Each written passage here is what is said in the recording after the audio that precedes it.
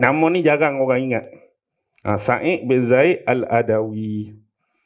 Dia ni salah seorang pemuda yang sifat dia, kalau kita katalah, hampir sama dengan Nabi. Bukan dari sudut kenabian. Maksudnya zaman muda dia ni, apa yang Nabi tak buat, dia tak buat. Maksudnya orang zaman jahiliah, kalau kata minum arak, dia pun tak minum arak macam Nabi. Kalau tak berzina, dia pun tak berzina.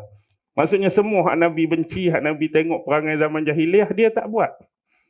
Dia seorang pemuda yang baik. Itu Sa'id bin Zaid. Dia ikut perangai bapak dia, Zaid bin Amru. Dulu bapak dia bagus. Dan dia kata dia sedang menunggu Nabi akhir zaman yang akan datang pada kaum mereka. Padahal Nabi hidup sekali dengan dia dah. Dan dia meninggal sewaktu usia Rasulullah 35 tahun, waktu pembaikan semula Kaabah akibat rosak banjir tu. Maksudnya dia mati dalam keadaan dia nak beriman kalau Nabi tu mari. Tapi waktu tu dah umur Nabi 35, tak diangkat lagi jadi Rasul ketika usia 40.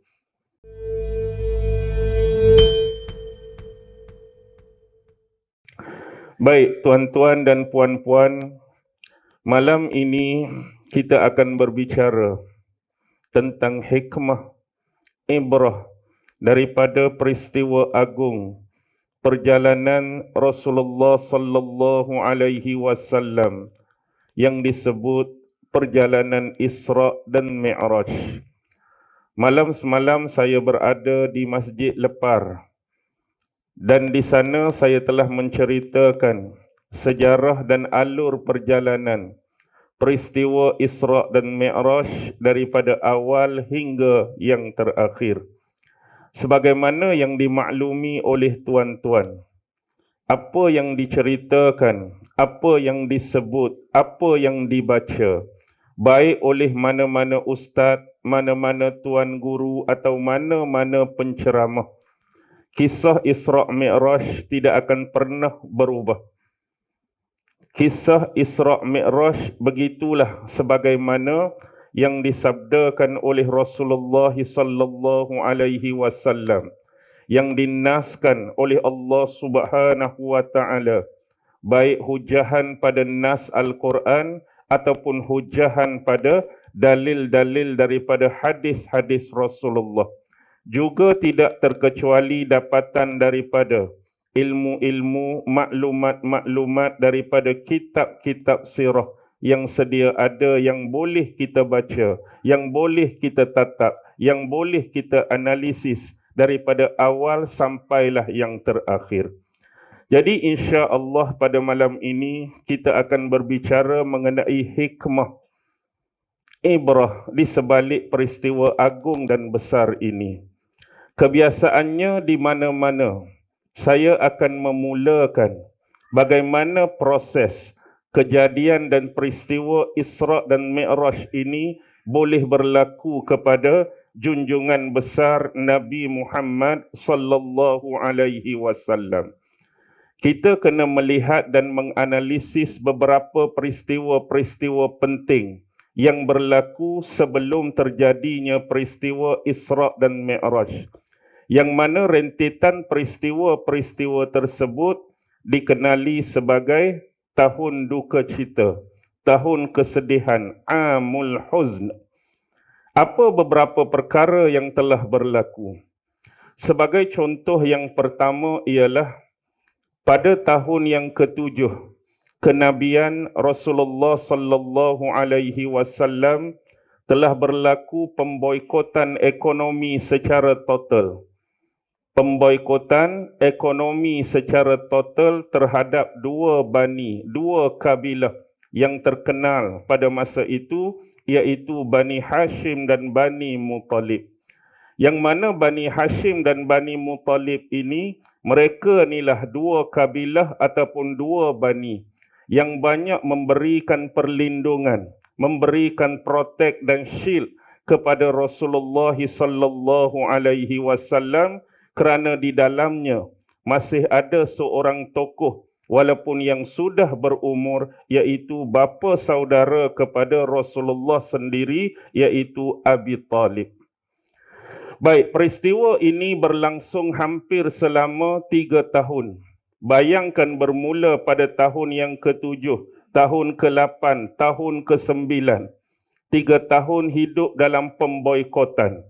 Mereka bukan setakat memboikot ekonomi semata-mata. Dengan kata lain, dilarang daripada berjual beli, dilarang daripada berurusan, dilarang daripada bertransaksi dan sebagainya. Mereka juga telah deny ataupun menafikan dari sudut perkahwinan. Maksudnya dilarang sama sekali kabilah-kabilah di luar daripada Bani Hashim dan Bani Muttalib untuk melakukan hubungan dari sudut perkahwinan. Maksudnya kalau belah depa tu yang lelaki, jangan mengahwini wanita-wanita daripada Bani Hashim dan Bani Muttalib.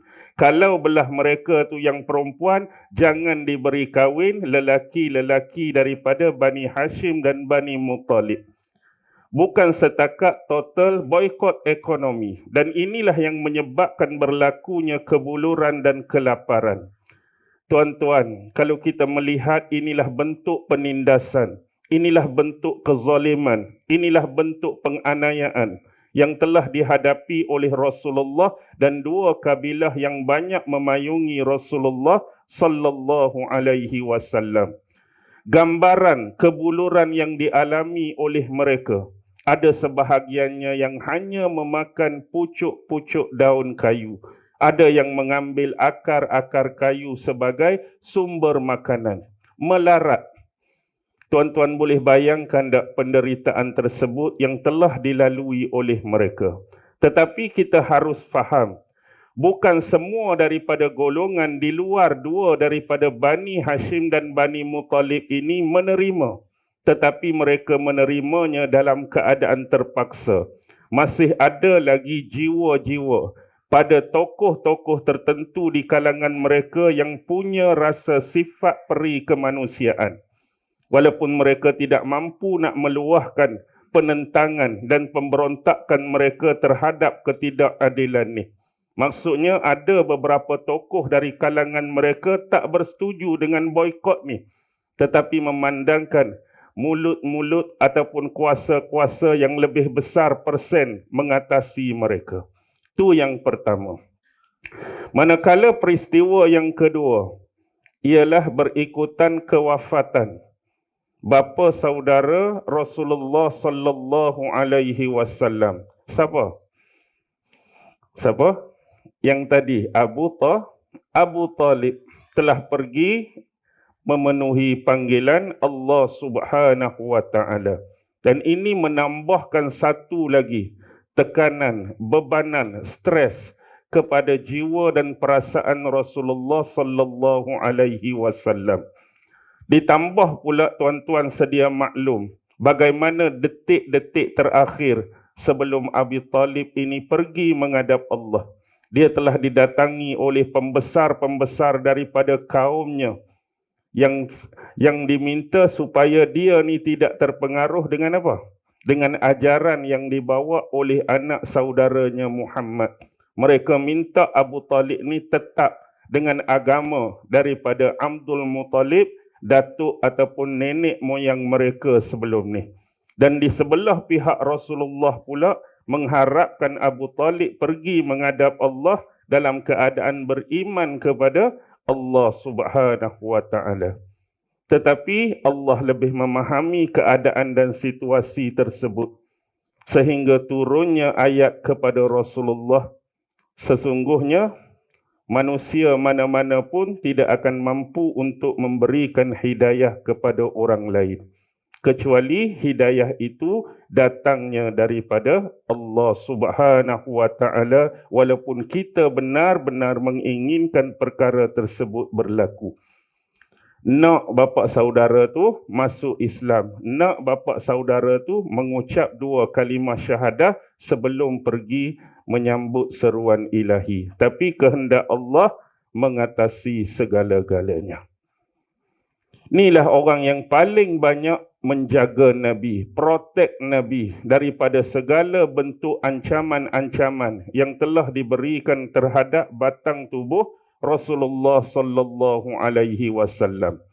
Jadi sebelum ini, apa-apa pun mereka nak buat pada Nabi, mereka buat dalam keadaan tak boleh secara berlebih-lebihan. Kerana pada diri mereka sendiri juga masih ada lagi perasaan hormat kepada Abu Talib selaku orang tua, selaku salah seorang pemimpin dari kalangan mereka. Dengan kata lain, kalau nak buat lebih apa-apa terhadap Nabi, mereka masih punya rasa malu. Mereka masih punya rasa hormat terhadap Abu Talib. Malu Allah, kita kata. Nak buat apa-apa kat Nabi. Jadi dialah orang yang betul-betul jaga Nabi. Siapa dia? Itulah Abu Talib. Abu Talib ni memang adik-beradik seibu sebapak dengan bapa Rasulullah sallallahu alaihi wasallam, iaitu Abdullah. Hak betul-betul seibu sebapak tu. Sebab Abdul Muttalib tok Nabi ni isteri dia ramai. Ada riwayat kata isteri dia 5, ada riwayat kata isteri dia 6. Jadi daripada isteri yang ramai ni, anak dia banyak. Contoh, hak betul-betul seibu sebapak dengan bapa Nabi ialah Abu Talib dan Az-Zubair. Contoh, Abdul Muttalib, isteri dia bernama Fatimah. Okey, daripada isteri yang bernama Fatimah binti Amru ni, lahirnya Abdullah, bapa Nabi. Abu Talib, pak saudara Nabi ni, dan seorang lagi bernama Az-Zubair. Ini betul-betul seibu sebapak. Contoh, ada isteri Abdul Muttalib yang bernama Safiyah. Safiyah ni melahirkan anak sulung kepada Abdul Muttalib, iaitu Al-Haris. Pernah dengar nama Al-Haris ni? Pak saudara Nabi. Ini yang sulung. Yang ni lah yang pi ke Madinah pada waktu menerima khabar yang mana adiknya Abdullah tu meninggal dunia di Madinah. Kan dulu bapa Nabi, dia balik daripada berniaga, dia balik daripada berdagang, dia jatuh sakit di Madinah. Jadi sehingga wafat ke Abdullah ni. Jadi bila Abdul Muttalib tunggu kafilah-kafilah perdagangan ni, seorang tak muncul anak dia, Abdullah. Jadi bila terima khabar, rupa-rupanya Abdullah jatuh sakit. Masa tu tak meninggal lagi. Jadi sebab jatuh sakit, dia mengutuskan anak dia hak sulung ni lah, Al-Haris ni lah, pi tengok keadaan Abdullah. Akhirnya Abdullah tu wafat di Madinah. Tu dengan mak yang nama Safiyah. Ada lagi pak saudara Nabi yang terkenal, yang anaknya pernah didoakan oleh Rasulullah dengan satu doa yang masyhur. Allahumma fakkihu fid din wa 'allimhu ta'wil. Tu siapa tu? Sepupu Nabi, Ibnu Abbas. Abdullah bin Abbas tu sepupu Nabi. Bapak dia siapa?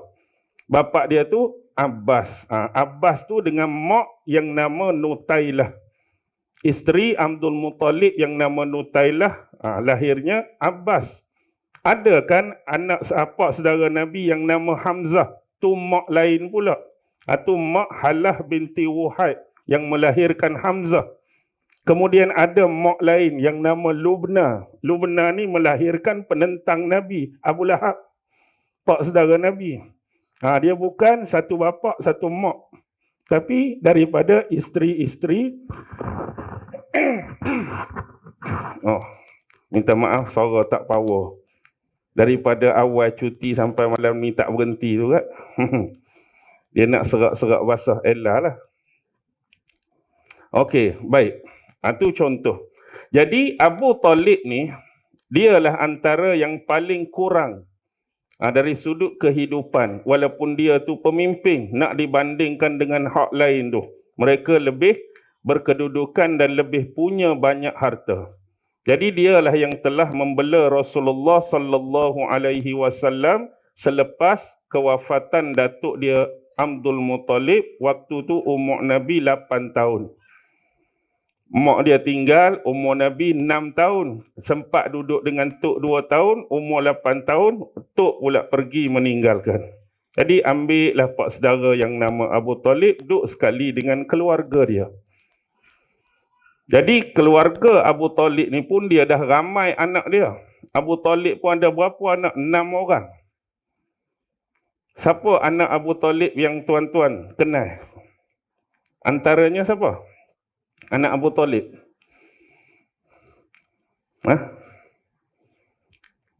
Budak dalam Islam yang pertama masuk Islam siapa? Sayyidina Ali bin Abi Talib yang akhirnya menjadi menantu Rasulullah sendiri, dikahwinkan dengan Fatimah binti Muhammad. Siapa lagi? Adik-beradik Ali. Hamzah pak saudara. Hamzah tu bukan setakat pak saudara Nabi, dia sesusuan dengan Nabi tu. Umur dia lebih kurang baya-baya Nabi. Dia satu susuan, satu ibu susuan dengan Rasulullah sallallahu alaihi wasallam, Hamzah. Baik, selain tu ialah Ja'far. Ja'far bin Abi Talib, salah seorang syahid di medan perang Mu'tah. Perang Mu'tah. Jadi tentang syahid mereka ni sudah diberitakan awal oleh Rasulullah. Sebelum Rasulullah melepaskan mereka ke medan perang, Rasulullah telah sebut kepada para sahabat siapa yang akan pegang panji perang. Mula-mula ialah anak angkat Nabi, Zaid bin Harisah. Kalau Zaid terkorban, maka yang ambil panji seterusnya ialah Ja'far bin Abi Talib. Kalau Ja'far bin Abi Talib terkorban, maka diambil oleh Abdullah bin Rawahah. Tu Nabi pesan. Padahal tak pergi perang lagi, baru nak turun pergi perang. Tapi Rasulullah dah beri gambaran kepada mereka yang 3 orang ni akan syahid di medan Mu'tah. Dan itulah yang benar-benar berlaku sehingga yang keempat diambil panji tersebut oleh Saifullahil Maslul, Khalid bin Al-Walid, barulah pasukan atau tentera Islam mendapat kejayaan dalam peperangan. Inilah dalam sejarah disebut Ja'far At-Tayyar. Ja'far bin Abi Talib atau gelaran dia Ja'far At-Tayyar. Anak sulung Abi Talib nama Talib lah. Sebab tu gelaran dia Abi Talib. Memang anak sulung dia nama Talib. Nama betul Abu Talib Abdul Manaf. Abdul Manaf nama betul dia. Sebab anak sulung dia nama Talib, dia digelar Abu Talib. Kemudian ada anak yang paling kecil iaitu Uqail. Uqail ni, dia ni masuk Islam sebab dia menyaksikan 3 perkara yang aneh dan pelik sewaktu dia sedang berjalan-jalan dengan Rasulullah. Hak mula-mula dia pergi khabar dekat Abu Bakar. Dia pergi rumah Abu Bakar, dia habaq dekat Abu Bakar bahawa hari ini dia benar-benar percaya bahawa Allah itu sebagai Tuhan dan Nabi Muhammad itu pesuruhnya. Jadi Abu Bakar bersyukur kerana dia telah mendapat hidayah daripada Allah. Lalu Abu Bakar suruh dia cerita, apakah yang menyebabkan kamu ni masuk Islam? Dia ceritalah, dia berjalan dengan Nabi, antaranya ialah bila mana sampai di satu kawasan ni, Nabi berkeperluan untuk apa? Untuk buang air. Jadi dia pesan dekat Uqail ni supaya pergi cakap dekat pokok-pokok tu Nabi nak buang air. Habis saja dia cakap, pokok-pokok tu tercabut akar masing-masing, jalan pergi lindungi Nabi. Tapi ada 2 perkara lagi. Hak tu kuliah tahun depan. Dia tak boleh cerita habis. Macam drama bersiri lah, nak suruh orang tunggu dah. Itu salah satu. Baik, Uqail ni terkorban di mana? Jadi terkorban dalam peristiwa Karbala. Sebab dia berada dalam kafilah Sayyidina Husain bin Abi Talib. Dalam peristiwa Karbala tu nanti akan datang. Dan dia ada 2 orang anak perempuan. Siapa dia? Satu Fakhitah binti Abi Talib. Fakhitah inilah wanita pertama yang telah menyentuh hati dan perasaan Rasulullah. Inilah wanita pertama yang dalam sejarah pernah cuba dilamar oleh Rasulullah sebelum Khadijah lagi. Fakhitah binti Abi Talib, anak pakcik dia sendiri. Siapa Fakhitah ni? Jarang orang kenal nama ni. Dia lebih terkenal dalam sejarah dengan nama Ummu Hani. Cari satu wanita nama Ummu Hani, itulah gelaran bagi Fakhitah binti Abi Talib. Sebab dulu Rasulullah pernah lamar, tetapi pakcik dia Abi Talib ni tolak lamaran Nabi. Kalau kita takkanlah pakcik dia sendiri kenal Nabi lagu mana, minta anak perempuan dia sendiri pun tak bagi. Ada sebab dia. Sebab dulu ada perjanjian di antara Bani Hashim dengan Bani Makhzum bahawa mereka menggiliri cara mengahwinkan pasangan masing-masing.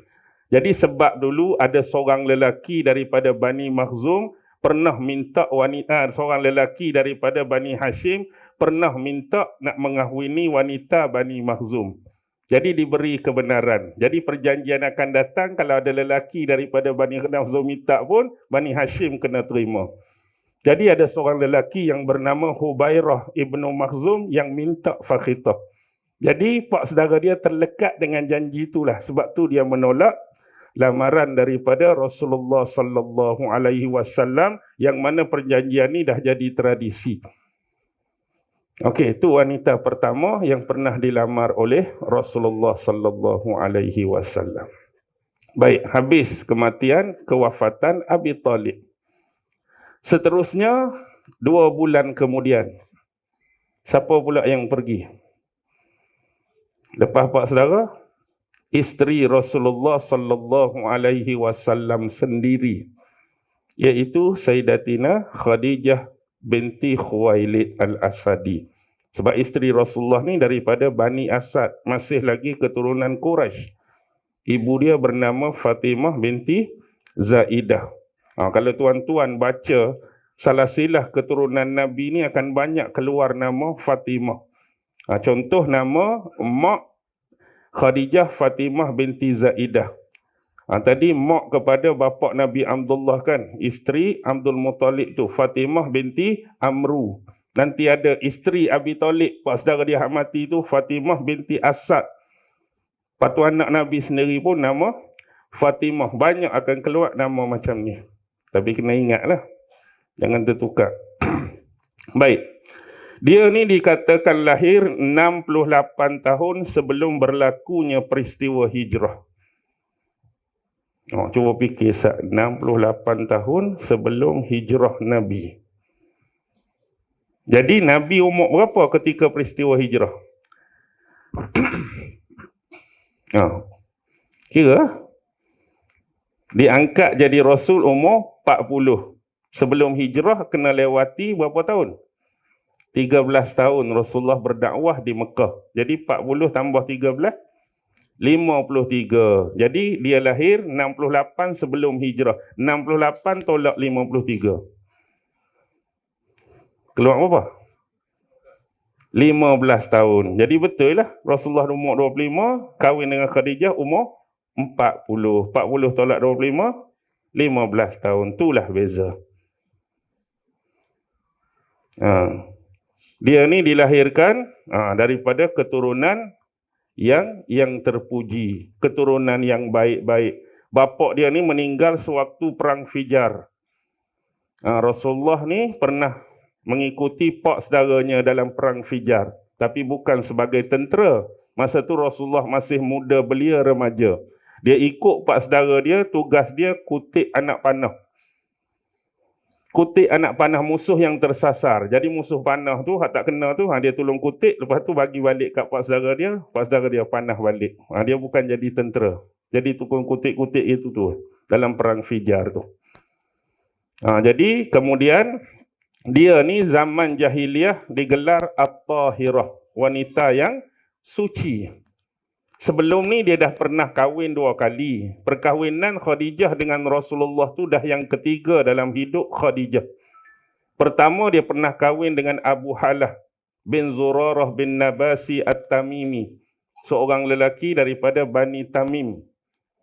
Kemudian dia kahwin kali kedua dengan Atik bin Ais bin Umar bin Makhzum, seorang lelaki daripada Bani Makhzum. Lepas tu barulah kahwin dengan Rasulullah. Sebelum ni tak ada anak ke Ustaz? Ada anak. Jadi kahwinlah dengan Rasulullah ketika berusia 40 tahun. Dan hasil perkahwinan ni, Allah bagi hubungan dengan Rasulullah ni ada berapa orang anak? Berapa anak Nabi? Maulid Rasul sama Isra' Mi'raj lah, tiap-tiap tahun. 6. Okey, 6 orang. 4 wanita, 2 2 lelaki. 4 wanita, Zainab, Ruqayyah, Ummu Kulsum, Fatimah. 2 anak lelaki, Qasim. Sebab tu gelaran Rasulullah Abul Qasim dengan Abdullah. Okey, seorang lagi anak Nabi, yang ketujuh dengan siapa? Itu bukan dengan Khadijah. Yang wafat meninggal ketika berusia 18 bulan.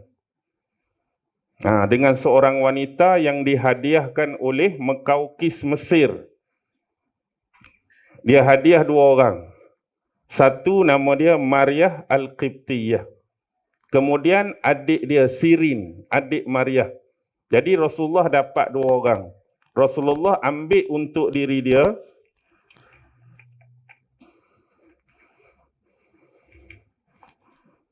Lebih.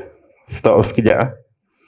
Okey, Assalamualaikum warahmatullahi wabarakatuh. Ini ada iklan sekejap.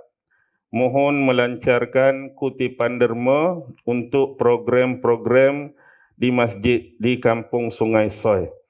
Jadi pengumuman yang nak dibuat, sekejap lagi mungkin ada petugas-petugas yang akan melancarkan tabung-tabung untuk tujuan kutipan derma. Tak lain tak bukan, kutipan tu kita akan gunakan untuk program-program yang akan dibuat dan dilaksanakan di masjid ini. Sekian, terima kasih. Baik, berapa orang tadi? 2 orang. Maryah Qibtiyah, Rasulullah ambil untuk diri dia, dan Sirin tu Rasulullah bagi dekat penyair dia. Siapa penyair Nabi? Syairur Rasul. Sahabat yang bernama Hasan bin Sabit. Hasan bin Sabit ambil adik Sirin. Jadi dapatlah anak, Rasulullah bagi nama Ibrahim. Macam nama nenek moyang dia, seorang Nabi dan Rasul dulu. Dan baby ni tak bertahan lama, Allah ambil balik ketika usia dia lebih kurang 18 bulan. Dan ketika Ibrahim wafat inilah terjadinya apa? Peristiwa gerhana matahari. Rasulullah pun bagi siap-siap dah. Tidaklah terjadi gerhana matahari ini kerana kematian seseorang. Ini nak menunjukkan kekuasaan Allah. Takut depan hari ini orang anggap, orang kata macam-macam, gerhana jadi hari ini sebab kematian Abdullah. Takut di masa depan jadi lagi, mereka cuba nisbahkan kejadian ni dengan tokoh-tokoh tertentu. Contoh gerhana, kebetulan ada Tok Guru Besar meninggal pula. Ni mesti Tok Guru Besar meninggal sebab tu gerhana. Takut jadi benda-benda lagu tu. Tak ada kaitan pun. Gerhana terjadi disebabkan kehendak daripada Allah Subhanahu wa taala untuk menunjukkan kekuasaan dan kebesaran dia. Baik. Ni adalah Khadijah. Rasulullah menikahi Khadijah dengan mahar berapa agak-agak? 12 uqiyah. Rasulullah bagi mahar dekat Khadijah 12 uqiyah. Sudah. Kita tahu ringgit Malaysia, rupiah, dolar, pound sterling. 1 uqiyah bersamaan 40 dirham. Dirham ni duit perak. 1 uqiyah sama dengan 40 dirham. Jadi 12 uqiyah 12 kali 40. Keluar berapa? 480 dirham. Lebih kurang.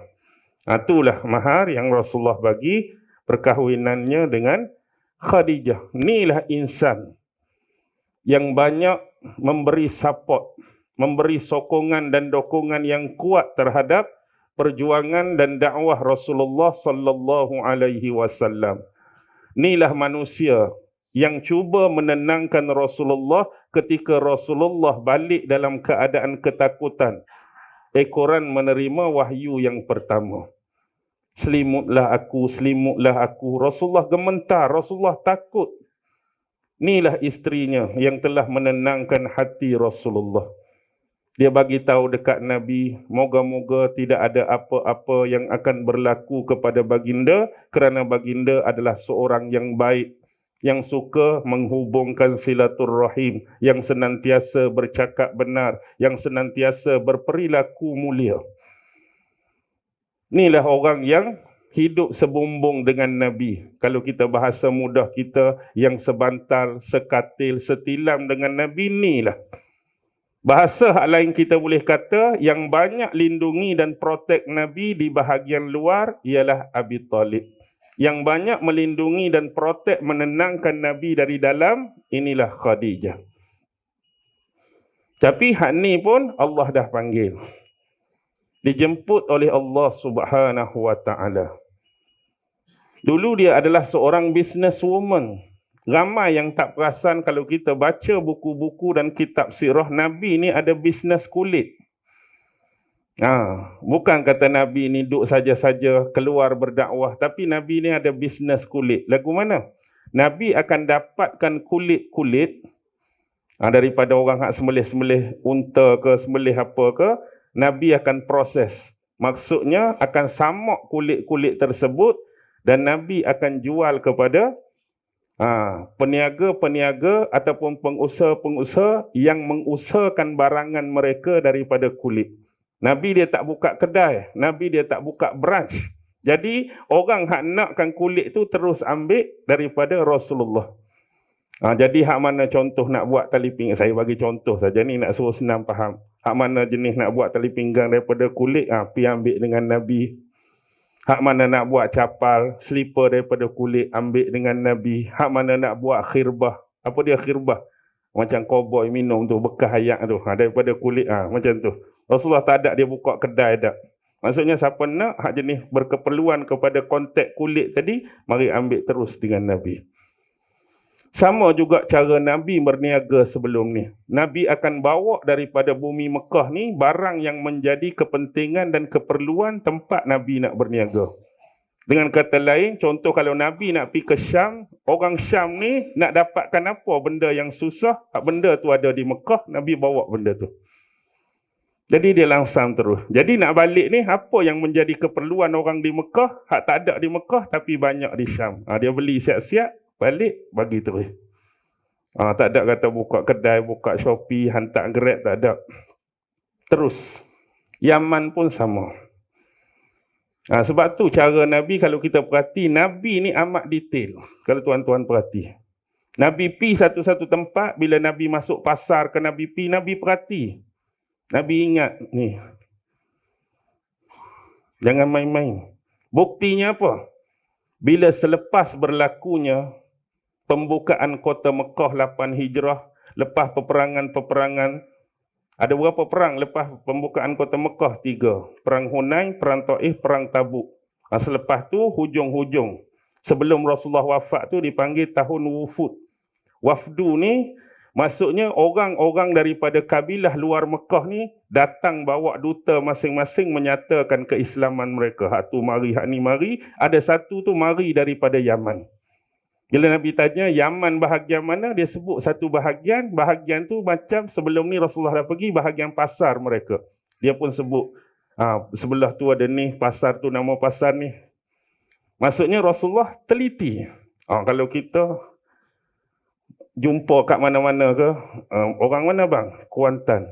Orang mana? Tanjung Lumpur. Saya pernah mari 3 hari Tanjung Lumpur. Sebelah tu ada KFC, lepas tu TMG Mall. Lepas tu, maksudnya menunjukkan saya perhati sungguh 3 hari ni jalan dia. Bukan kata tak boleh cakap, maksudnya lagu tu lah lebih kurang nak suruh faham. Bukan duduk saja tapi tengok jalan. Hak ni kot ni, hak ni kot ni, mall duduk sini. Jadi bila kita jumpa orang kawasan ni sembang kita, nak ajak kita pernah masuk situ, pernah duduk situ. Ni detailnya Nabi. Okey, habis di situ. Inilah 3 benda yang nak membawa kepada proses apa? Proses berlakunya Isra' Mi'raj. Dan inilah yang disebut sebagai Rasulullah kehilangan 3 ta. Apa dia 3 ta? Yang pertama ialah pemboikotan ekonomi terkait dengan harta. Yang kedua, kehilangan bapa saudaranya Abi Talib terkait dengan tahta. Dan kehilangan Khadijah terkait dengan wanita. Jadi Rasulullah hilang harta, hilang tahta, hilang wanita. Dan peristiwa Isra' Mi'raj ni adalah merupakan tasliyah. Apa dia tasliyah? Tasliyah ni ialah bagaimanakah corak dan bentuk Allah nak menghiburkan hati Rasulullah, nak memberikan ketenangan, merawat perasaan Rasulullah daripada kejadian-kejadian dan peristiwa sebelum ni. Jadi sebelum 3 ni macam-macam dah. Berdakwah benda betul pun orang kata macam-macam. Berdakwah menggunakan wahyu hak betul daripada Allah pun orang tuduh macam-macam. Cakap benar pun orang kata macam-macam. Rasulullah jujur pun orang label macam-macam. Rasulullah cakap sungguh pun orang fitnah macam-macam. Rasulullah dah lalui dah bentuk-bentuk tu. Dan kemudian diperkuatkan di tengahnya. Sekurang-kurangnya dengan masuknya Islam, pak saudara dia Hamzah, dan 3 hari kemudian, mengikut sebahagian riwayat, siapa masuk Islam? Seorang lagi, lepas Hamzah. Sayyidina Umar bin Al-Khattab. Ini terjadi selepas hijrah ke Habsyah. 2 orang ni jadi tonggak kekuatan Islam. Ni orang panggil orang Gedebel lah. Kelantan panggil Gedebel, orang Pahang panggil apa? Kalau Gedebel. Kelantan panggil apa? Samsing apa? Dah maksudnya orang-orang jenis orang takut lah masa tengok dia tu. Pak saudara Nabi. Memang jadi sumber. Umar. Gerun Umar ni. Sebab Umar ni pernah didoa oleh Rasulullah. Rasulullah pernah berdoa kepada Allah supaya di antara 2 Umar ni, salah satunya masuk Islam untuk menguatkan Islam. Satu Umar bin Al-Khattab, satu lagi siapa dia? Amru bin Hisham. Siapa Amru bin Hisham? Abu Jahal.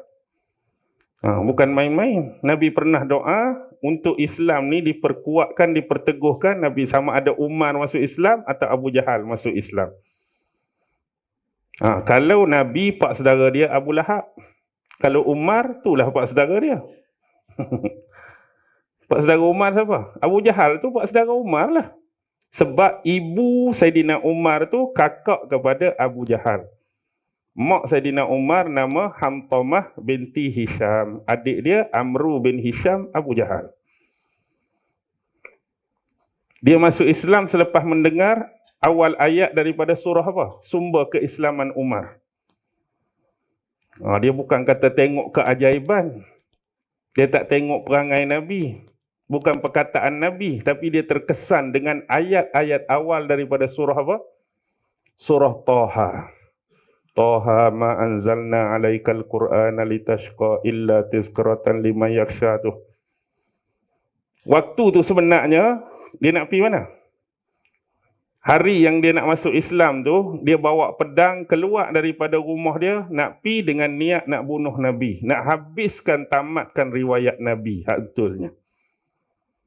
Sampai tengah jalan, dia bertemu dengan sahabat baik dia, Nu'aim bin Abdullah.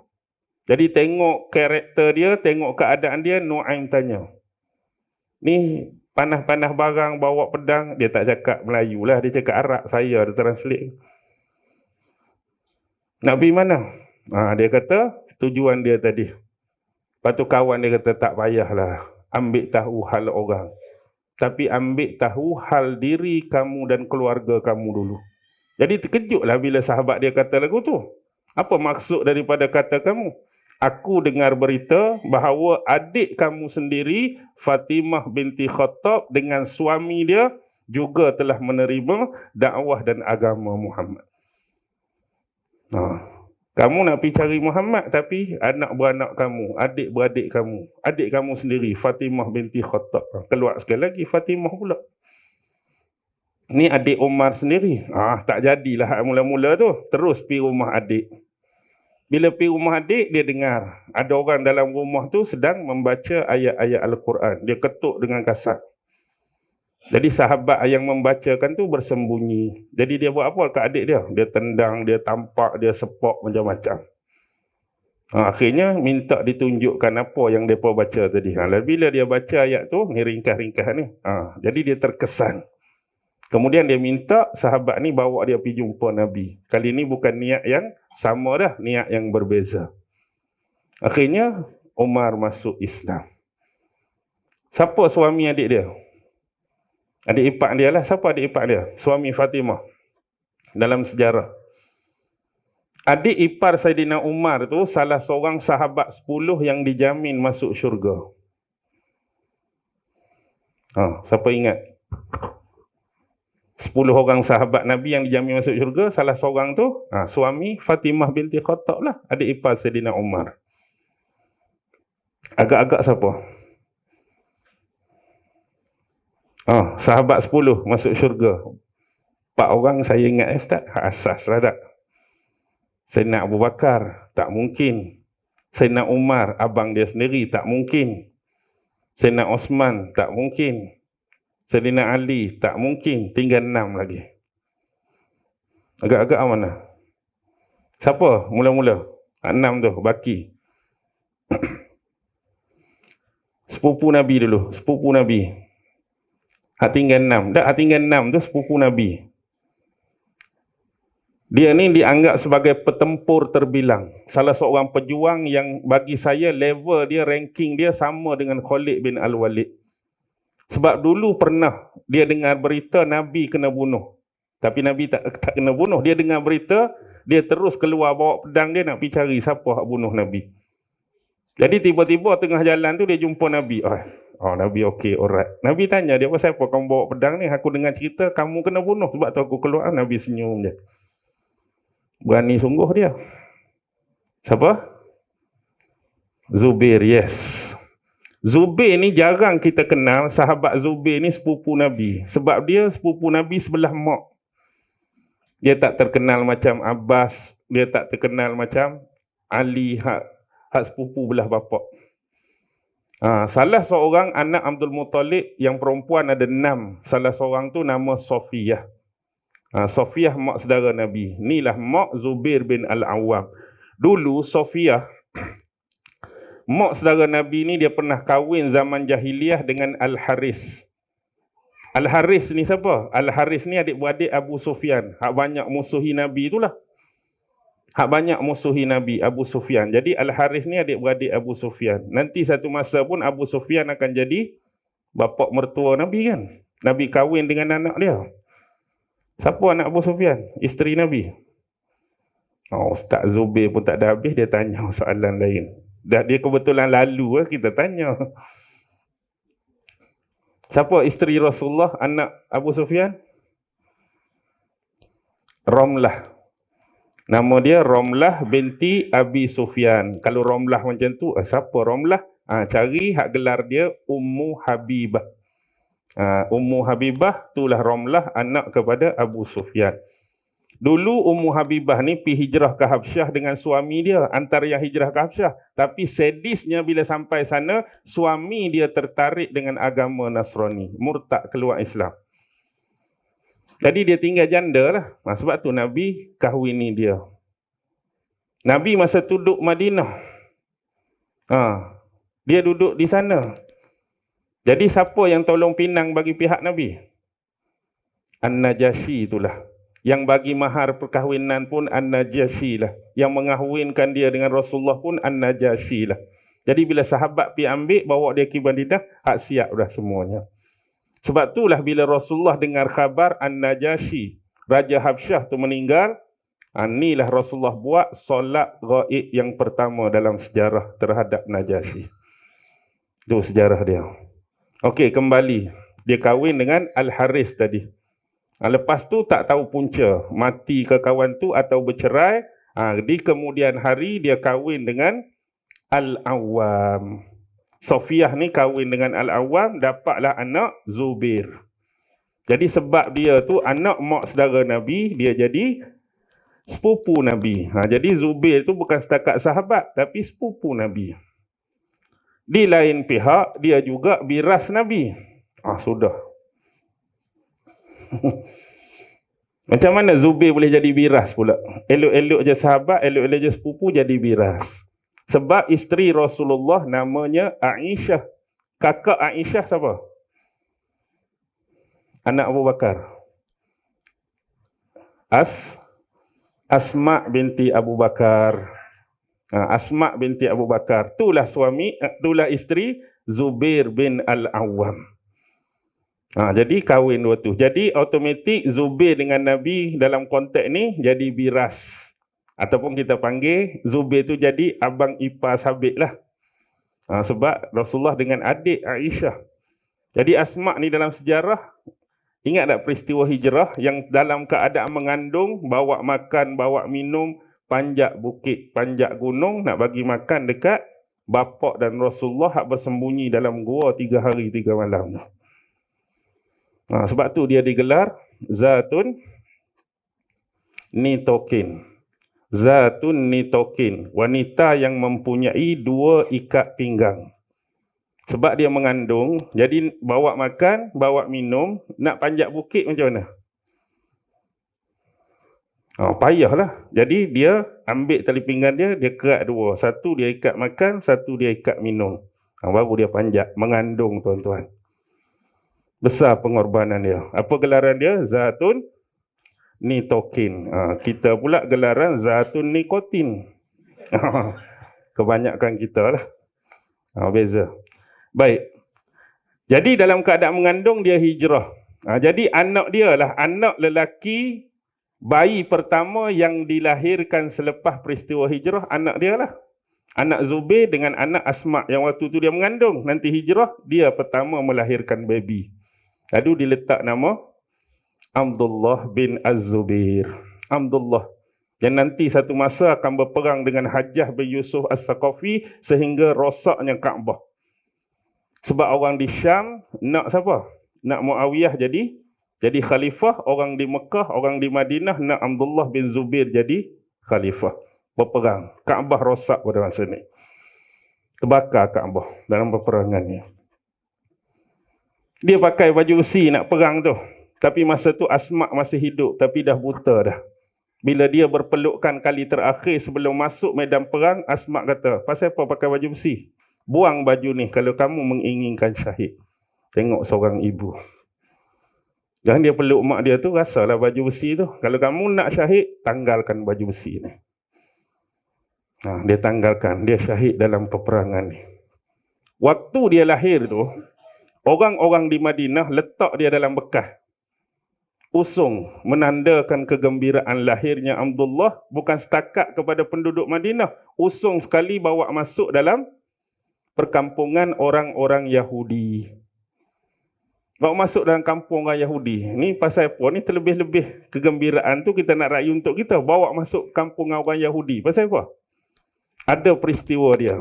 Sebab orang Yahudi, bila tengok umat Islam, muhajirin daripada Mekah masuk kawasan mereka, mereka pergi jumpa Tok Bomoh. Dukun-dukun. Hak power-power lah. Jadi dia minta bomoh dia ni baca mantra ke, sihir ke, biar mana-mana anak orang yang hijrah daripada Mekah ni jadi cacat ke, jadi tak sempurna ke. Maksudnya kalau keluar ke sengit ke, lagu mana cacat. Tiba-tiba lahir Abdullah, okey, tak ada apa-apa. Jadi bawa masuk kampung Yahudi tu nak sindir. Tengok ni, tak ada apa pun. Sebab mereka tahu dah, mereka pergi jumpa bomoh-bomoh nak suruh sihir jadi macam-macam kepada setiap kelahiran yang ada tu. Tu. Baik. Satu lagi, dia juga anak saudara Nabi. Kok mana pula? Betul ke Ustaz? Nabi kan tunggal. Nabi kan tak ada abang, tak ada kakak, tak ada adik-beradik. Macam mana dia boleh jadi anak saudara Nabi? Bapak dia siapa tadi? Bapak Zubair?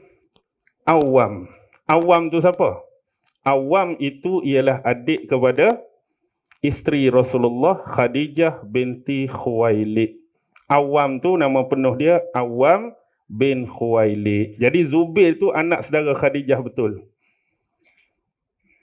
Jadi Nabi kahwin dengan Khadijah. Jadilah Zubair anak saudara sabit bagi Nabi. Kok tu pula? Sudah. Ni pun pening dah kan? Pening kok tu, kok ni. Dekat-dekat tu lah. Okey, seterusnya. Lepas Zubair, sahabat hartawan, kaya. Selain Osman, siapa lagi? Abdurrahman bin Auf. Jadi 4, 5, 6. Seterusnya ialah man of the match perang Uhud. Kalau kita main bola, siapa main malam tu hebat, sedap skor tu, kita tabalkan dia man of the match. Tapi dalam perang Uhud, inilah sahabat yang diberi gelaran man of the match perang Uhud. Siapa? Sampai gigi dia tercabut. Mempertahankan Nabi. Dengan kata lain, dalam perang tu dia pergi kot tu, dia terjun kot ni, dia pertahan kot ni, pergi kot ni, pergi kot ni. Sibuk dia perang Uhud. Gigi dia pun tak ada kan. Pasal apa gigi dia tak ada? Sebab dia gigit besi. Hak orang cuba tetak bahagian kepala Nabi tu, serpihan daripada topi besi tu, tertancap besi tu pada pipi Nabi. Jadi dia ambil dengan tangan, dia takut Nabi sakit, dia gigit dengan gigi dia. Cabut gigi. Jadi sahabat-sahabat lepas perang tu duduk, kita kata macam ketawa lah kat dia. Tapi dia kata apa? Jawapan balas yang mendiamkan mereka semua. Sekurang-kurangnya, aku ada jawapan kalau Allah tanya di mahsyar kelak, pasal apa gigi kamu tak ada. Jadi kawan-kawan tu kira gelak nak bergurau lah. Macam kita tak ada gigi. Tapi dengar jawapan tu, siapa dia nak boleh lawan lagi? Tak ada. Itulah Talhah bin Ubaidillah. Talhah bin Ubaidillah. Kemudian, siapa lagi? Yang Rasulullah doa untuk dia. Kalau dia lepaskan bidikan anak panah, pasti akan tepat mengenai sasaran. Sa'ad bin Abi Waqqas. Dan seterusnya yang digelar, orang yang paling amanah bagi umat ini. Siapa? Dulu waktu Nasrani Najran mari berdebat dengan Nabi dulu kan. Isu ketuhanan Nabi Isa tu berdebat-berdebat. Bila nak balik tu, mereka minta Nabi hantar sekali dengan mereka balik tu seorang sahabat yang boleh ajarkan mereka Islam bila sampai di sana. Mereka minta. Jadi Nabi nak carilah sahabat tu. Siapa hak layak nak bawa sekali dengan pendeta-pendeta Nasrani nak balik ke Najran. Jadi sifat sahabat ni tuan-tuan, bila Nabi nak pilih ni, macam saya duduk depan ni, sahabat-sahabat ni bukan kalau kita dalam kelas lagu mana. Bila ustaz kata, okey, saya habis dah mengajak, saya nak soal. Jadi biasa kita macam mana bila ustaz kata nak soal? Hak jenis, hak tak ada kerja tu. Songkok betul dah. Untuk main aku ni. Hak tali kasut pun dah okey, pura-pura ikat tali kasut. Hak jenis duduk tepi langsir, pura-pura tengok. Cuba nak mengelak. Tapi sahabat Nabi ni, bila Nabi nak cari, nak pilih ni, macam seolah-olah macam nak suruh dia dipilih. Tapi Nabi cari, itulah sahabat dia, Abu Ubaidah Al-Jarrah. Tinggal seorang lagi, suami Fatimah. Tak nampak lagi? Sa'id bin Zaid. Nama ni jarang orang ingat. Sa'id bin Zaid Al-Adawi. Dia ni salah seorang pemuda yang sifat dia, kalau kita katalah, hampir sama dengan Nabi. Bukan dari sudut kenabian. Maksudnya zaman muda dia ni, apa yang Nabi tak buat, dia tak buat. Maksudnya orang zaman jahiliah, kalau kata minum arak, dia pun tak minum arak macam Nabi. Kalau tak berzina, dia pun tak berzina. Maksudnya semua hak Nabi benci, hak Nabi tengok perangai zaman jahiliah, dia tak buat. Dia seorang pemuda yang baik. Itu Sa'id bin Zaid. Dia ikut perangai bapak dia, Zaid bin Amru. Dulu bapak dia bagus. Bapak dia ni, kalau ada orang nak tanam anak perempuan hidup-hidup, dia pergi jumpa orang nak tanam tu. Dia kata, kalau kamu tak mau anak kamu, bagi ke aku, biar aku yang jaga, biar aku yang tanggung. Tu perangai bapak dia dulu. Dia tak mau tengok pembunuhan tu berlaku. Kalau kamu tak mau, bagi ke aku, biar aku jaga. Kalau orang bagi daging yang disembelih bukan atas nama Allah, dia tak makan. Maksudnya daging yang disembelih atas nama berhala, atas nama selain Allah, dia tak makan. Tu bapak dia. Dan dia kata, dia sedang menunggu Nabi akhir zaman yang akan datang pada kaum mereka. Padahal Nabi hidup sekali dengan dia dah. Padahal Nabi hidup dengan dia dah. Tapi dia tu mesra dengan Nabi sebab apa? Sebab perangai dia. Jadi perangai dia hak tak suka benda-benda jahiliah buat, Nabi pun macam tu juga. Nabi tu macam tu juga. Dan dia meninggal sewaktu usia Rasulullah 35 tahun, waktu pembaikan semula Kaabah akibat rosak banjir tu. Kan nak letak balik Hajar Aswad tu, dia mati tahun tu. Maksudnya dia mati dalam keadaan dia nak beriman kalau Nabi tu mari. Tapi waktu tu dah umur Nabi 35, tak diangkat lagi jadi Rasul ketika usia 40. Tapi dia sebut kalau nak mari Nabi tu, pasti aku akan beriman dengan dia. Tapi waktu hayat Nabi tu, dia hidup sekali dengan Nabi. Tu turun perangai tu pada anak dia, Sa'id bin Zaid. Okey. Hikmah tak tahu ke mana lagi ni. Tu bahaya panggil setahun ni. Isyak lama dah ni. Satu hikmah tak keluar lagi. Baru nak tahu kenapa jadi Isra' Mi'raj. Tak lagi ni. Sebab ada satu lagi peristiwa. Sebelum Isra' Mi'raj benar-benar berlaku. Apa dia? Nabi cuba melebarkan sayap dakwah ke bumi Taif. Ke bumi Taif. Bila Abu Talib mati ni, peluanglah advantage kepada sebelum ni hak jenis apa? Tertahan kerana ada Abu Talib. Makin kuat serangan, makin kuat penentangan terhadap Nabi. Khadijah pun dah tak ada. Jadi Nabi mengambil pendekatan, kalau orang-orang di Mekah ni banyak menentang baginda, baginda cubalah cari kekuatan, cari sokongan di luar Mekah. Lalu berangkatlah baginda ke Taif. Lebih kurang 62 batu, berjalan kaki pergi dan balik. Dengan anak angkat baginda yang dihadiahkan oleh Khadijah, Zaid bin Harisah. Pilah Nabi sampai di bumi Taif. Taif ni bumi apa? Highland, tanah tinggi, tempat sejuk, tempat buah-buah, tempat orang tanam sayur-sayur. Jadi sampai di sana, dia pergi jumpa dengan pemimpin Bani Saqif. Jumpa 3 orang adik-beradik.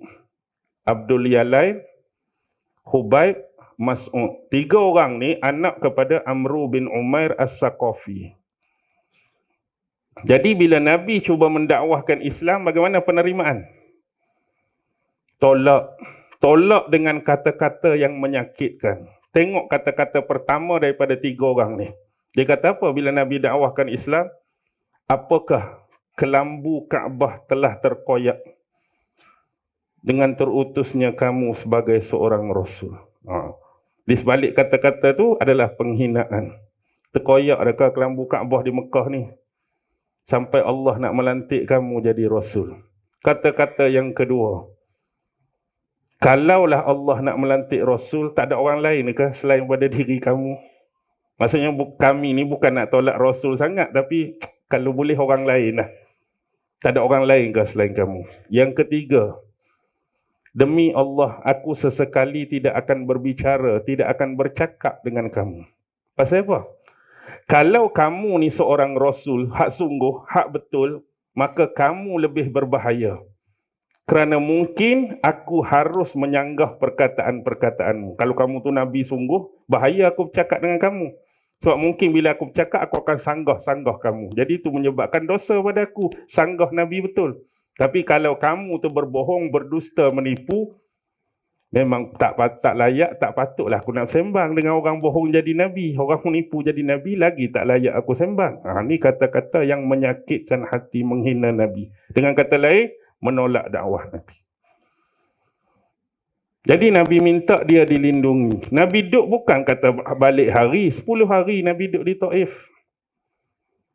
Akhirnya dalam tempoh 10 hari adalah pembesar-pembesar mari. Nabi cuba dakwah tapi seorang pun tak terima. Akhirnya pada hari yang ke-10, Nabi balik. Tapi bukan dilepaskan begitu, dilemparkan dengan batu-batu. Lempak batu, habis berdarah betih Nabi, kaki Nabi. Sehingga nak habaq banyaknya darah, bila Nabi nak tanggalkan capal baginda tu melekit. Kan kaki kita, capal tu kulit. Jadi bila darah turun, duk celah-celah tu, jadi melekit. Duk berehat di sebuah rimbunan teduhan pohon anggur, milik 2 orang adik-beradik. Utbah bin Rabi'ah dan Syaibah bin Rabi'ah. 2 orang ni hak paling banyak menentang Nabi di Mekah tu. Ni kan Taif, biasalah orang kaya. Dia duduk di Kuantan, tapi dia ada kebun di Cameron Highland, biasalah. Ni kawasan tanah tinggi, orang kaya, orang berduit, orang berkuasa, dia ada. Jadi tengok Nabi kesian. Dia pun suruh pembantu dia Adas, beragama Nasrani. Adas ambil satu tangkai anggur, pergi bagi dekat dua orang tu. Ambil satu bekas air, pergi bagi. Jadi Adas pun pergi melayani Nabi. Jadi dia duduk situ, dia tengok. Bila Nabi nak makan anggur, Nabi baca apa? Bismillah. Terkejut Adas. Adas kata, ini bukanlah ucapan orang-orang seperti di sini. Jadi bila dia debut lagu tu, Nabi terus tanya, kamu berasal daripada mana dan apakah agamamu? Dia pun berkata, aku adalah beragama Nasrani dan aku berasal daripada Nineveh. Mana Nineveh ni? Iraq. Dia bukan orang Madinah, bukan orang Mekah, bukan orang Taif. Dia dari Nineveh, bekerja saja di Taif. Bila sebut Nineveh tu, ini adalah negeri saudaraku yang soleh, iaitu Yunus ibnu Matta. Inilah bumi Nabi Allah Yunus. Terkejutlah kawan ni. Macam mana kamu boleh tahu tentang Yunus? Rasulullah kata dia adalah saudaraku dari kalangan Nabi dan Rasul. Jadi bagi Adas tak ada seorang pun boleh menceritakan tentang Yunus ibnu Matta, kecuali dia tu juga seorang Nabi dan Rasul. Jadi dia pun beriman. Dia beriman. Jadi sekurangnya terubatlah hati Nabi. Penduduk Taif tolak, tapi seorang beriman, Adas. Nabi balik. Tengah jalan tu Nabi nampak di awan siapa? Jibril dan malaikat penjaga gunung. Jibril tawalkan apa? Maksudnya kalau nak ambil gunung, hempak atas penduduk di Mekah tu. Dan ni di perjalanan pulang, Ashbakaini. Ashbakaini tu dia merujuk kepada dua gunung. Gunung Jabal Abi Qubas dengan gunung Qa'anjad. Tu untuk di Mekah. Taif masa waktu Nabi berdoa tu. Jadi kalau Nabi kata apa? Nabi kata jangan. Sebab kalau hari ni mereka tak beriman, sekurangnya anak-anak dan cucu mereka beriman. Kalau kita agak-agak lagu mana? Baru nak buka mulut Alhamdulillahirrabbilalamin, orang pakat halau keluar. Tak payah ceramah lah Ustaz. Start kereta orang baling batu. Sampai dekat Tanjung Lumpuh, berhenti situ. Tiba-tiba bunyi suara, saya malaikat penjaga gunung.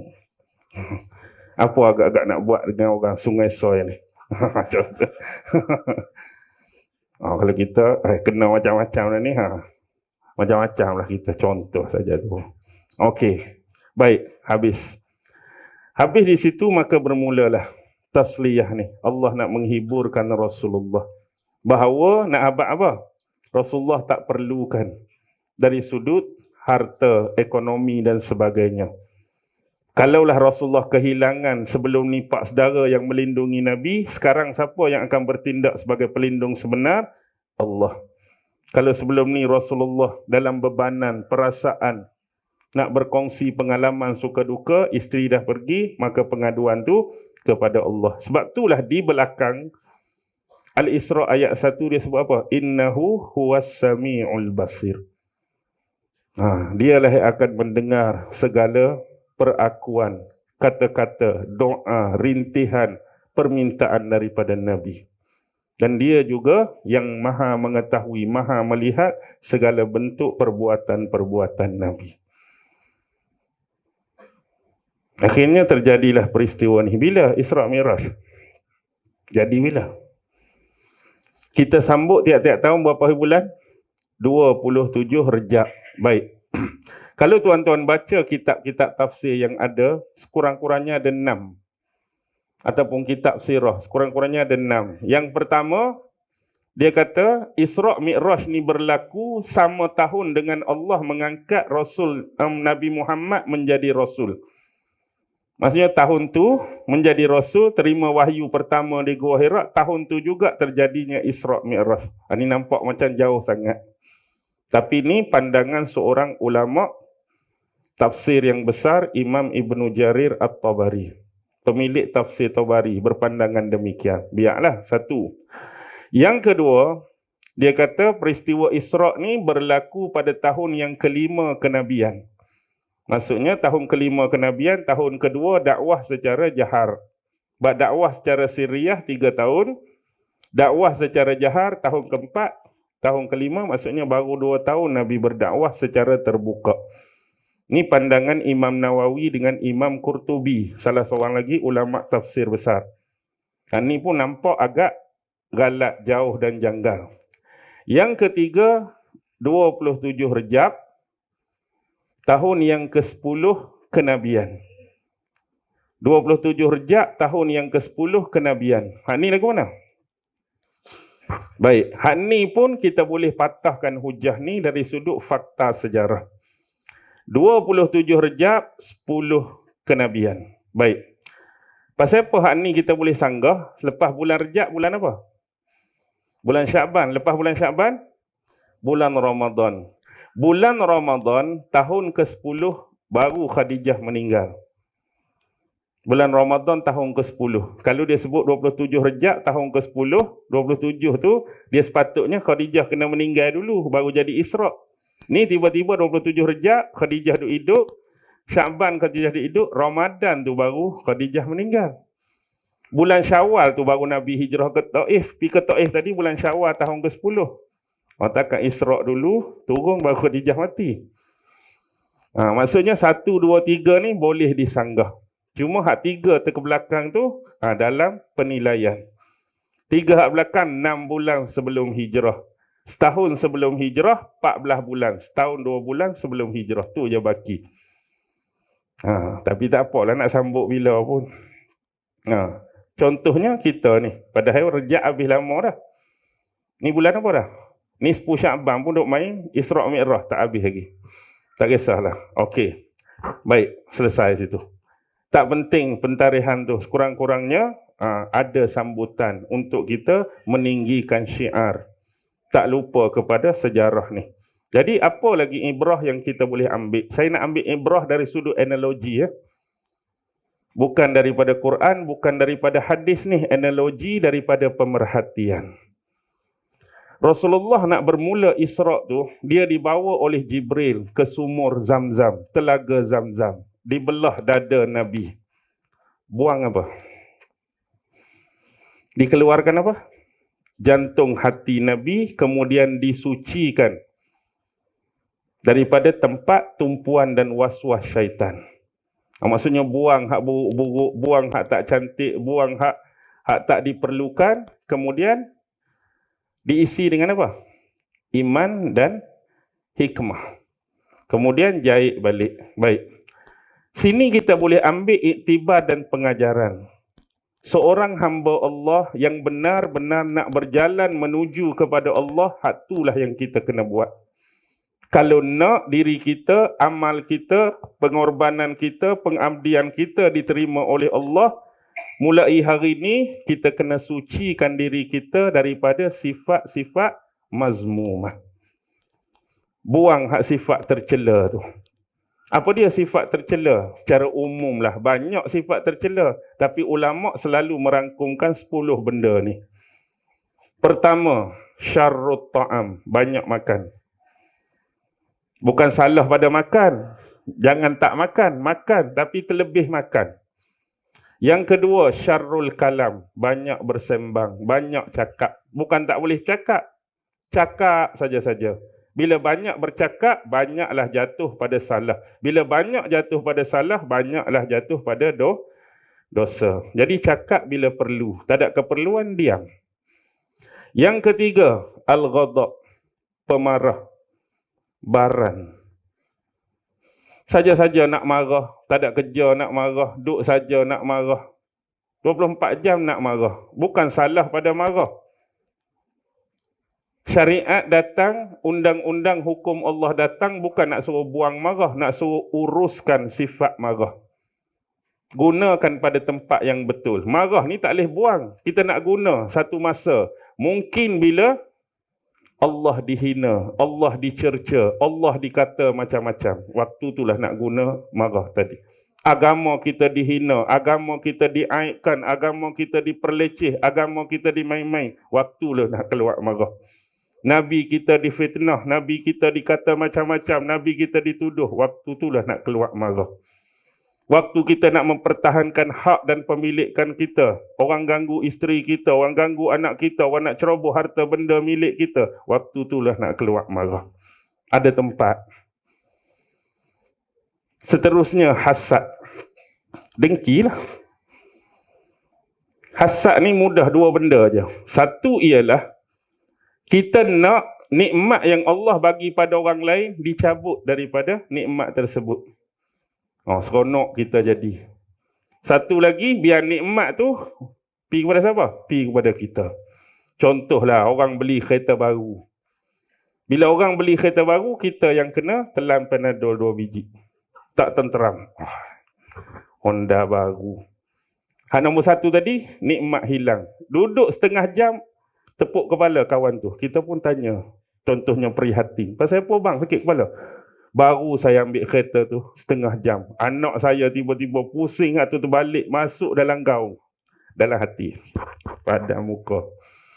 Tapi mulut luar ni prihatin. Kesian sungguh bang. Baru setengah jam jadi lagu tu. Kita nak nikmat tu hilang. Kereta tu rosak ke, kereta tu accident ke. Satu lagi, biar kita boleh beli kereta hak lebih pada tu. Biasa ni orang perempuan lah berkaitan dengan saiz TV kan. Dia ada dah 60 kat rumah. Kebetulan jiran beli 72 inci. Bang macam mana ni? Seng Heng ke Wahli Group ke? 72. Sailang sampai van 84 inci. Baru tahu. Suami yang sakit kepalanya perangai lagu ni kan. Okey, dengki. Yang ke seterusnya, bakhil, kedekut. Kedekut, hak nak kedekut sayang harta kerana fikir payah nak cari tu tak kisah sangat. Tapi sampai hak bentuk ajaran dan perintah syariat pun nak kedekut. Banyak kena zakat tahun ni 10,000 rasa sayang. Sampai ke zakat pun nak berkira dah. Kalau kata infak pun tak mau bagi, hak sedekah biasa ni boleh tahan lagi. Sampai ke hak jadi kewajipan atas diri kita keluar zakat pun jadi macam korun dah ni. Nabi Musa suruh pergi minta zakat, korun tak mau keluar dah bila kaya. Hubbul jah yang keenam, cintakan pangkat dan gelaran. Hubbud dunia, cintakan dunia. Kemudian tinggal 3 yang terakhir. Hak ni hak payah nak buang. Takabur, ujub, riak. Takabur ni apa? Sombong sambil merendah-rendahkan orang lain. Membesarkan diri sambil merendahkan orang lain. Macam syaitan dengan Nabi Adam. Dia takabur. Dia membesarkan diri dia. Dia merendahkan Nabi Adam. Itulah sombong. Allah hukum terus diturunkan ke bumi. Berapa kali sombong? Iblis. Sekali tu sombong. Sekali sombong. Terus turun ke bumi. Kita berkilo-kilo sombong. Perasaan nak masuk? Tu ada beza. Ujub. Ujub ni apa? Daripada perkataan ujub tu lahirnya perkataan ajaib. Ajaib. Ujub ni perasan lah mudah. Perasan. Perasan terpaling. Bahasa muda-muda hari ni. Terpaling. Dia merasakan ajaib, terpaling tu pada diri dia. Dia rasa. Tapi orang lain tak rasa pun benda tu atas dia. Misal contoh, kita duk sembang bab ilmu. Dia pun rasa kalau kira yang paling berilmu tu. Dia rasa demikian atas diri dia sendiri. Orang lain tak kata pun dia alim. Kalau sembang bab kaya, tak ada orang lain lah kampung ni. Akulah kaya sekali. Jadi bila dia duk main lagu tu, orang duk kutuk lah. Bila orang kutuk, dia pula yang jadi rasa apa? Terpaling disakiti. Ataupun dia juga. Ajaib ni maksudnya kita duk anggap. Rasa diri kita sendiri. Angkat diri kita. Kalau riak, menunjuk, mempamerkan amal ibadah kita. Riak. Maksudnya time semayang seorang-seorang, baca slow. Time bakal pak mertua lalu tepi surau, bismillah, jadi syuring sebentar. Mak mertua lalu jadi sudah sekejap. Tadi senyap seorang-seorang. Dia buatlah lagu Taranung dia tu, nak suruh kata, ni bakal nantu aku ni. Sebab itulah sebelum kahwin tu orang kata apa, istilah pijak semut pun sebelum kahwin nak tunjuk beradabnya, pijak semut pun tak mati. Jadi lepas kahwin sepak gajah pun mampu. Tak tahu ke mana dah. Okey. Baik. Inilah yang kita nak bawa, nak buang sifat mazmumah, nak bawa apa? Nak bawa iman kepada Allah, nak bawa hikmah. Ulama kata hikmah ni terkait dengan sunnah ataupun disebut wisdom, kebijaksanaan dalam agama, pengertian yang mendalam dalam agama, wisdom. Itu kita nak bawa menuju Allah. Jadi proses pembedahan tu sebagai bentuk simbolik. Kita nak suruh buang sifat mazmumah, nak bawa iman dan sunnah Nabi sallallahu alaihi wasallam. Jadi bila kita ni pergi tu, last berhenti di mana? Sampai di mana borak bawa? Sampai di masjid, tuan-tuan. Masjid inilah tempat terakhir bagi kita sebelum mi'raj kepada Allah Subhanahu wa taala. Siapa pun dia, bila dah sampai ajal yang ditentukan oleh Allah, orang besar ke dia, orang kecil ke dia, orang kenal ke dia, orang tak kenal pun dia, itulah destinasi terakhir. Tempat Nabi berhenti sebelum jasad dia disemadikan di dalam liang lahat. Siapa pun. Saya meninggal besok. Sinilah tempat terakhir sebelum orang bawa masuk dalam lubang lahat. Marilah orang terkenal pun, sinilah. Marilah hak tak kenal pun, sinilah. Apa dia? Masjid. Lepas jasad kita dimakamkan, maka roh kita akan mi'raj. Lapisan langit demi langit. Baki lagi sama ada diterima Allah atau sebaliknya. Kan ada dalam hadis Nabi, roh orang yang berhutang, yang masih belum disettle dan dilansaikan akan di awang-awangan. Tak naik atas, tak turun bawah. Tu ingat bahagian harta orang ni. Hutang kena settle. Sebab tu dalam surah Al-Baqarah siap dia suruh tulis. Hutang ni kena tulis. Campur pula bagi tahu kat bini. Malam-malam landing letak kepala tu. Nak habaq sikit ni, kita ni ke arah tua dah. Kalau tak teringat nak habaq. Dengan Pakcik Man tu adalah RM30. Dengan Kak Melah ada RM60. Kita pun tulis dah sambil-sambil dalam buku nota tu. Cuma habaq lagi. Lagi bagus. Sekurang-kurangnya isteri tahu kita ni ada hutang dengan siapa-siapa. Takut mati ni dia tak kira timing. Ajal Allah tentukan ya. Kita tak tahu. Malam tu baru lepas pesan meninggal. Sekurang-kurang semalam dia ada pesan 3 orang ni ada hutang. Lepas tu umum lagi lepas solat jenazah. Siapa-siapa yang ada hutang dengan si mati ataupun si mati bagi hutang kat dia, settle lepas ni. Ni kita ni tulis pun tak, bagi tahu kat bini pun tak. Lepas tu dah jadi banyak kejadian apa? Kejadian tiba-tiba kawan tu mari 1,000, kawan tu mari 3,000. Sudah. Bukan kata tak mau bayar, tapi sebab zaman sekarang ni kan macam-macam kau boleh menipu. Saya sebut dulu ada di kampung ni, setiap kali kematian mesti ada dia. Last kali yang ketiga tu kena tibai kat orang kampung lah. Pasal apa? Setiap kali kematian, sudah orang tanam, dia akan sebut, si mati ni ada hutang dengan saya 100. Dianya kerja tak ada. Orang pun ingat tu bagi betul ya. Lepas tu kematian lain pula, dia cerita sama. Orang ni dah, lah 3 kali ni, pelik nampak ni. Kena tibai kat orang kampung. Jadi nak menipu lagi, kawan tu tak ada dah. Jadi kita akan jadi teragak-agak lah kan. Kawan ni tak ada pula cerita. Tulis pun tidak. Tiba-tiba marang ni 1,000. Kawan ni mari 1,000, 3,000. Bukan kata tak mau bayar. Tapi dari sudut trusted tu. Betul ke ni? Jadi kalau cukup bukti, kalau confirm bayar lah. Kalau tidak itulah akan jadi pada roh. Kita pun kena beringatlah 7 lapis ni. Hak Nabi naik satu-satu. Dia akan terikat dengan sifat-sifat khusus. Okey. Ibrah yang kedua. Cuba tuan-tuan perhati, berapa makhluk Allah yang terlibat dalam peristiwa ni? Berapa makhluk Allah yang terlibat? Malaikat yang Allah kurniakan akal tanpa nafsu. Nabi Muhammad manusia yang Allah kurniakan akal dan nafsu. Burrak, binatang, haiwan yang Allah kurniakan nafsu tanpa akal. Jadi burrak ni tujuan dia apa? Nafsu. Nafsu tanpa akal. Jadi Nabi tunggang burrak. Orang yang ada akal, orang yang ada nafsu, dia yang kena tunggang. Maksudnya uruskan nafsu. Sebab tu Nabi diberi pelana, Nabi diberi tali kekang. Maksudnya kita hidup ni, kita yang ada akal, kita yang ada nafsu, kita yang kena uruskan nafsu. Dengan kata lain, kita yang kena tunggang nafsu. Jangan jadi sebaliknya. Dia akan jadi terbalik bila nafsu tunggang kita. Nafsu menguasai kita, habislah. Sehingga hilang pertimbangan akal kita.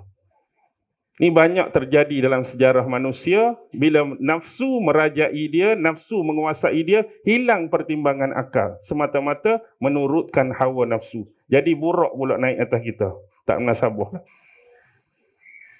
Analogi analogi nak suruh tuan-tuan nampak. Tapi walaupun demikian, dalam kita nak menguruskan nafsu tu, dia tak boleh pertimbangan semata-mata akal bijaksana kita. Tapi masih perlukan satu lagi yang atas. Apa dia? Jibril, pembawa wahyu dan syariat. Jadi wahyu itu adanya hukum hakam. Wahyu itu adanya perundangan. Wahyu itu adanya syariat. Bagaimana nak menguruskan diri kita dan hawa nafsu kita. Kena ada panduan, pengiring, facilitator yang namanya Jibril. Agak-agak tanpa panduan wahyu, lagu mana kita nak settle, nak uruskan nafsu ni? Tak mampu kita sekadar nak guna kebijaksanaan akal kita semata-mata. Banyak soalan yang tak terpecahkan semata-mata kerana akal. Dia perlu panduan agama, tak boleh lari dah. Okey, nampak situ Jadi bila Nabi sampai, Nabi buat apa kat borak tu? Tambat. Awak nafsu kena tambat dia. Kena tambak dia, kena ikat dia. Ikat di mana? Ikat di mana? Sampai tu sebelah apa? Masjid. Nak menundukkan nafsu, kena banyakkan hubungan kita dengan Allah Subhanahu Wa Taala.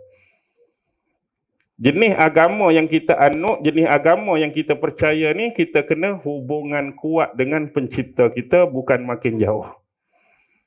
Itu kena faham. Dan analogi yang terakhir ialah perlu kena ada keharmonian dan kesinambungan antara kerajaan langit dan kerajaan di bumi. Maksudnya kena sama. Barulah kita aman, barulah kita bahagia. Yang jadi problem dan masalah macam-macam berlaku pada kita hari ini kerana keselarasan kerajaan langit tak sama dengan kerajaan bumi. Dengan kata lain, dia tak cukup dengan sekadar beriman dan percaya. Ambil charger tu, barilah 144 watt apa pun, ambil wire, cucuk dekat telefon. Maksudnya, dah ada keselarasan. Beriman bahawa hukum Allah tu yang terbaik. Beriman bahawa undang-undang Allah yang terbaik. Tapi tak tekan Swiss. Apa jadi? Cucuk sajalah. Duk gebang. Terbaik. Hukum Allah terbaik. Undang Allah terbaik. Tapi pelaksanaan dan praktikal tidak berlaku. Tak tekan Swiss. Bila tak tekan Swiss, tak jadi apa. Bila tak jadi apa, tu masalah yang berlaku. Bukan dari sudut tu saja. Ambil mudah. Kerajaan langit suruh kita semayang. Kalau kita semayang, settle. Kerajaan langit suruh semayang, kita tak. Kerajaan langit suruh puasa, kita tak. Kerajaan langit suruh bayar zakat, kita lari zakat. Kerajaan langit suruh pergi haji, kita niat pergi ke lain. Kerajaan langit suruh buat baik, kita buat jahat. Kerajaan langit suruh jangan buat jahat, kita buat jahat. Lepas tu mana nak ada keharmonian, mana ada keselarasan. Charging tu tak masuk. Bila kita tak tekan praktikal dan pelaksanaan. Cucuk saja cakap baik, bagus, terbaik, terhebat, terapa.